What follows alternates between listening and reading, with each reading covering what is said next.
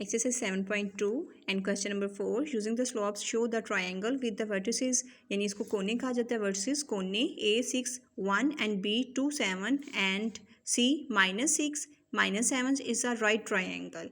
अब बेटा using the slope के जो फार्मूले हैं वो हमने अप्लाई करने हैं किस तरह से B C and AC।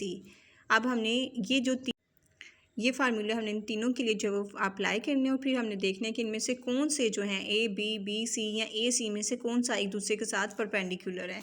Let's solve it. अब बेटा slope of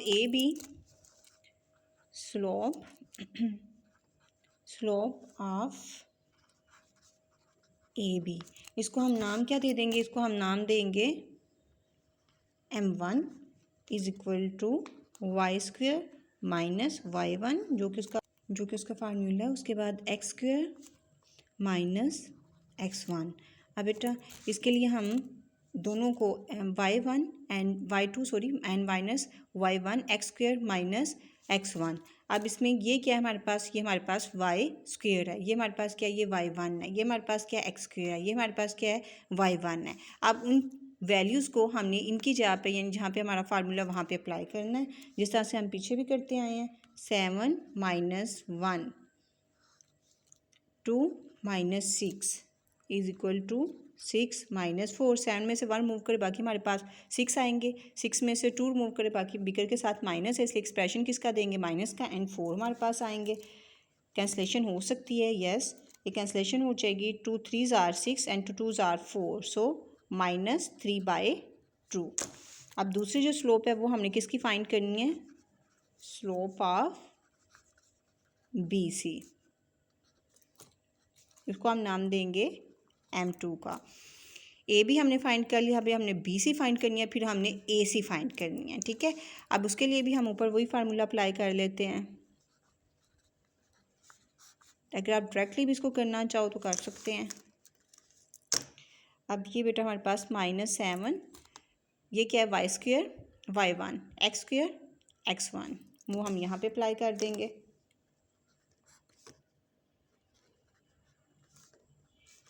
minus minus plus, लेकिन एक्सप्रेशन माइनस बिगर के साथ माइनस है, then minus minus plus, but expression minus bigger के साथ माइनस है 8।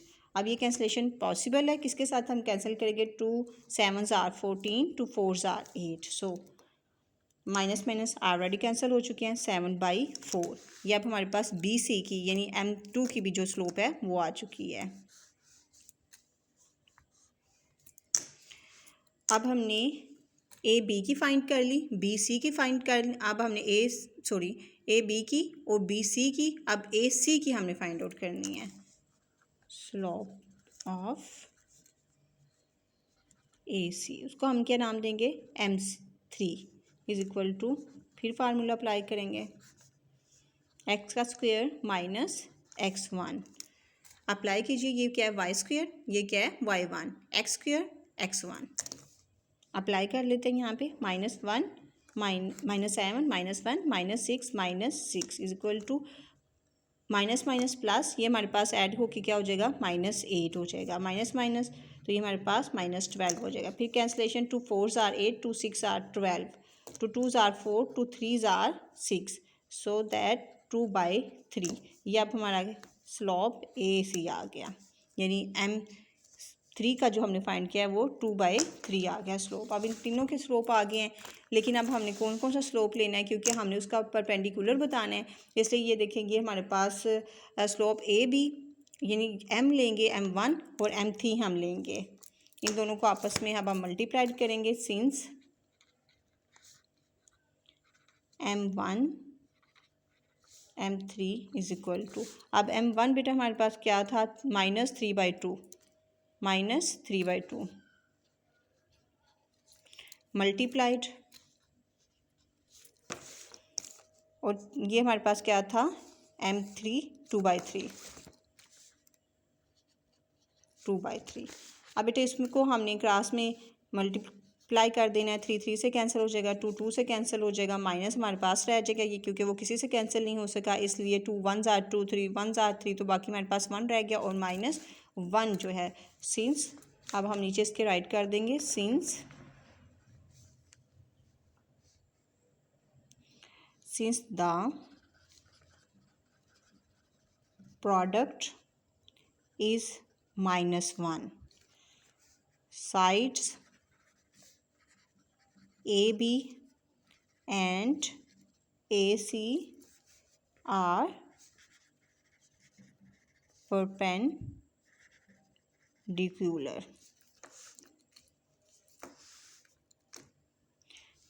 So triangle is right triangle. The right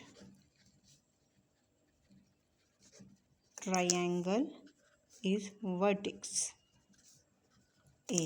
ठीक है, अब वर्टिस से क्या मुराद होता है, यानी कि उसके नुक्ते, उसके डार्ट्स जहाँ पे वो इकट्ठे हो रहे हैं। अब ये बेटा आपका क्वेश्चन नंबर 4 फुल है, बहुत इजी। अब उसमें देखिए कि सबसे पहले हमारे क्वेश्चन को एक दफ़ा फिर देख लेते हैं। यूजिंग द स्लोप का जो फार्मूला उसको अप्लाई करते हुए शो द ट्रायंगल यानी कि जिसके 3 कॉर्नर्स होते हैं, यानी ये वाली जो शेप होती है इसको हम ट्रायंगल बोलते हैं।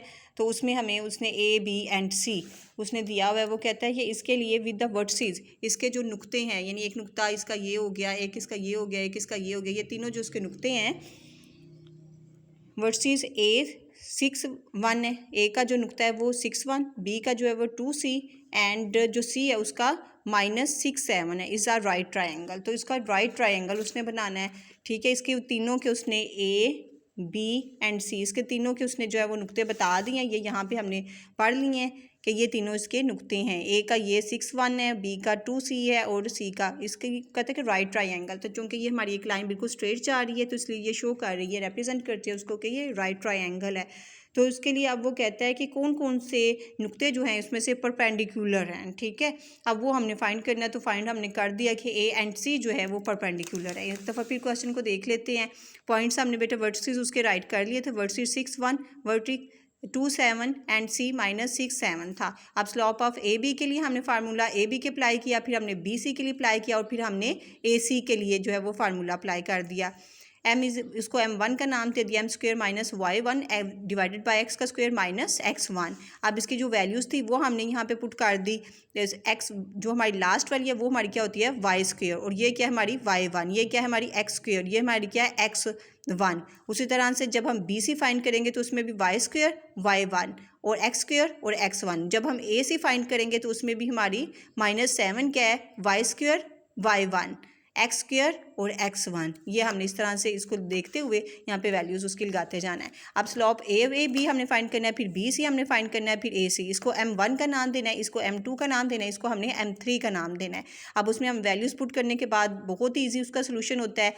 7 में से 1 रिमूव करें, बाकी हमारे पास रिमेनिंग आ जाएंगे। 6 में से 2 रिमूव करेंगे, बाकी हमारे पास 4 आ जाएंगे। अब इसको हम किसके साथ कैंसिलेशन, किस टेबल के साथ इसकी कैंसिलेशन कर सकते हैं, पॉसिबल है, वो हम 2 के साथ करेंगे। 2 3s are 6 and 2 2s are 4। तो ये हमारे पास आ जाएगा माइनस, चूँकि उसी तरह से स्टिल है उसके साथ किसी के कैंसिल उसको नहीं कर सकते, इसलिए -3/2 या इंटू 2।